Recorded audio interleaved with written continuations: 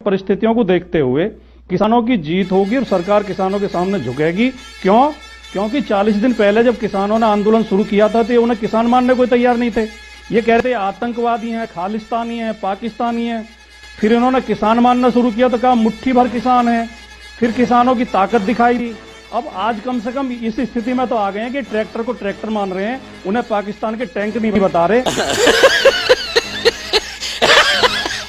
और ये भी मान रहे हैं कि हमारे बिलों में कुछ कमी रह गई थी, 16 संशोधन करने को तैयार है उन बिलों में। और तो ये 2-4 दिन और रुकिए, इतने बिलें भी वापस लेंगे।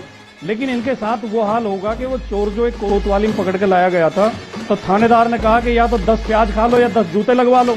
उसने कहा मैं तो प्याज खा लूंगा। जब प्याज खाई तो उसे बहुत कड़वी लगी। उसने कहा मैं जूते खा लूंगा। उसे जूता मारा गया। उसने 10 प्याज भी खाई और 10 जूते भी खाए। तो इसका क्या रेलेवेंस है कि सरकार को लड़ा, ये जूते मारने का क्या रेलेवेंस है? संबित पात्रा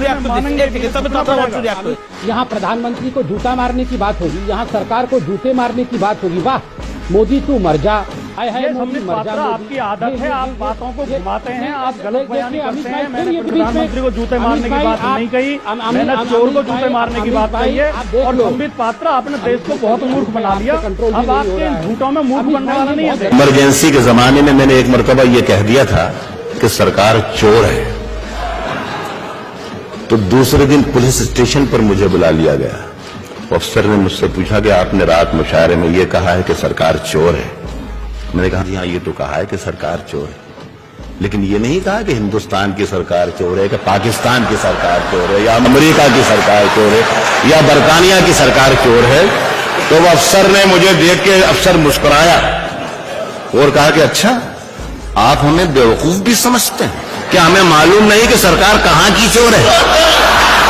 राजकुमार भाटी, आपने जो बोला वो जनता ने भी सुना। राजकुमार भाटी जो आपने बोला, संबित पात्रा ये मनोरंजक रुकना पड़ेगा आपको। राजकुमार भाटी आपने जो बोला वो जनता ने भी सुना।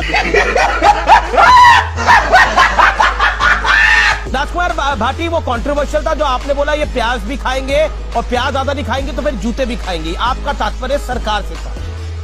देखिए, अगर आपको मुहावरों को समझने की तमीज नहीं है तो ये इनकी संबित पात्रा की समस्या, मेरी समस्या नहीं है।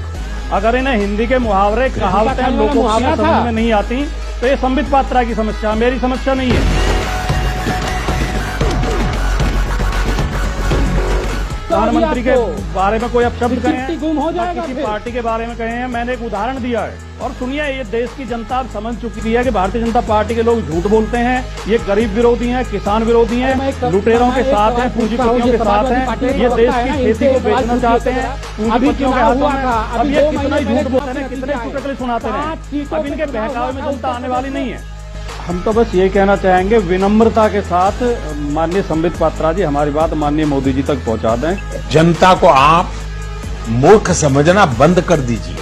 इस प्रकार की बचकाना बातें किसी के गले नहीं उतरती, लोग मजाक उड़ाते।